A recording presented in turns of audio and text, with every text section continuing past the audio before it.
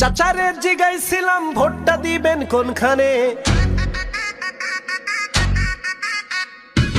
চাচিয়ে ডাক দিয়ে কই ধানের শীষের মাঝখানে।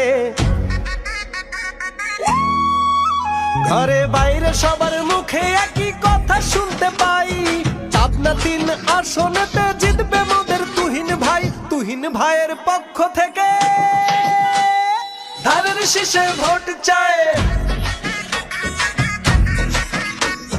ধানের শীষের কান্ডারি সে মোদের তুহিন ভাই। চাটমোহরের এমপি এবার তোমায় আমরা চাই,